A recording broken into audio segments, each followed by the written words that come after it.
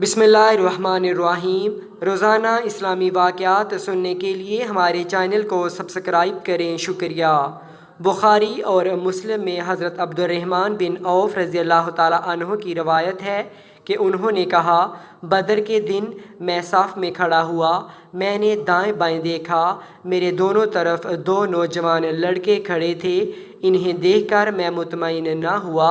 اچانک ان میں سے ایک آہستہ سے مجھ سے مخاطب ہوا کہ کہیں دوسرا نہ سن لے۔ وہ کہنے لگا، چچا جان، ابو جہل کون ہے؟ دکھا دیجئے۔ میں نے حیران ہو کر پوچھا، بھتیجے، تو اسے دیکھ کر کیا کرے گا؟ وہ بولا، مجھے پتہ چلا ہے کہ وہ ہمارے پیارے نبی صلی اللہ علیہ وآلہ وسلم کو گالیاں دیتا ہے۔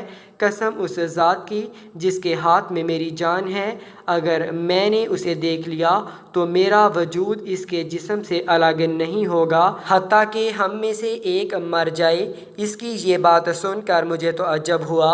اتنے میں دوسرے نے بھی مجھے متوجہ کر کے یہی بات کہی۔ اسی لمحے اچانک مجھے ابو جہل نظر آ گیا۔ وہ اپنے لشکر میں بھاگا بھاگا پھر رہا تھا۔ میں نے کہا، دیکھتے ہو، وہ ہے تمہارا شکار جس کے بارے میں تم مجھ سے پوچھ رہے ہو۔ یہ سنتے ہی وہ اپنی تلواریں لے کر ہوا ہو گئے۔ جاتے ہی تلواریں چلائیں اور اس کا تایاں پانچا کر دیا۔ پھر بھاگتے ہوئے رسول اللہ صلی اللہ علیہ وآلہ وسلم کی خدمت میں حاضر ہوئے۔ آپ صلی اللہ علیہ وآلہ وسلم نے پوچھا، تم میں سے کس نے اسے قتل کیا ہے؟ ہر ایک کہنے لگا، میں نے قتل کیا ہے۔ فرمایا، تم نے اپنی تلواریں صاف کر لی ہیں؟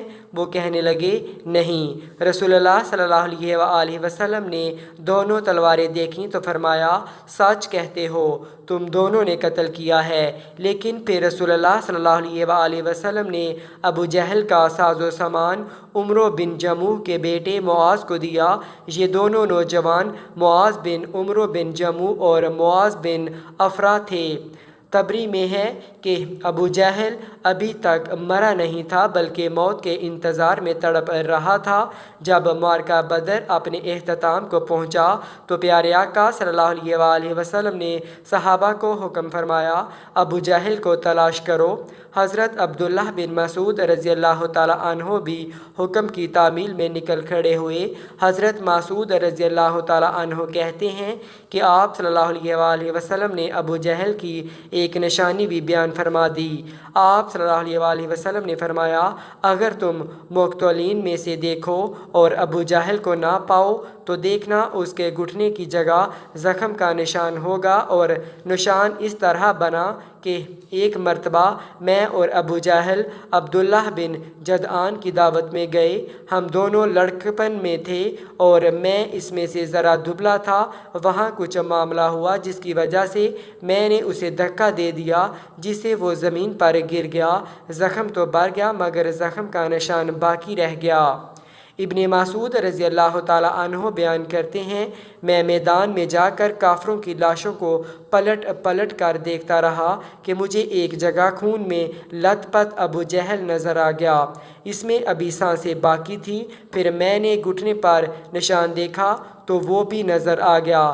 جب مجھے کوئی ابہام باقی نہ رہا تو میں نے اس کی گردن پر پاؤں رکھا اور اس کی داڑھی کو پکڑ کر زور سے کھینچا تو اس کی آنکھیں پھٹ پڑیں۔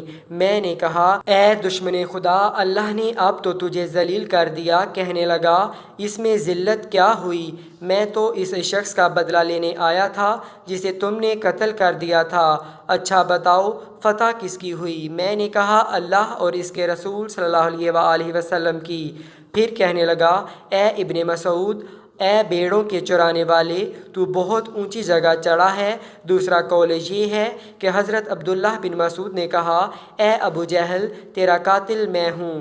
کہنے لگا، نہیں، تجھ سے پہلے غلاموں نے اپنے آقا کو قتل کیا ہے۔ اور قول یہ بھی ہے کہ جب ابن مسعود رضی اللہ تعالیٰ عنہ اس کے سینے پر چڑھ بیٹھے تو آپ نے کہا، اے دشمن خدا، تو فرعون سے بھی بدتر ہے، کیونکہ اس نے غرق ہوتے وقت ہی کم از کم اپنے ناپسندیدہ کردار کا اعتراف کرتے ہوئے انصاف سے کام لیا تھا۔ تیرا بھی وہی حال ہے، پھر بھی تو اس حالت میں گمراہی اور ضلالت پر اصرار کرتا ہے۔ اس کے جواب میں وہ ملعون کہنے لگا، تم اپنے آقا سے کہہ دو، اے محمد صلی اللہ علیہ وآلہ وسلم، میں اس دنیا سے رخصت ہو رہا ہوں اور میرا تجھ سے بڑھ کر کوئی دشمن نہیں ہے۔ یہ سننا تھا کہ آپ رضی اللہ تعالیٰ عنہ نے اس کی تلوار سے اس کا سر تن سے جدا کر دیا۔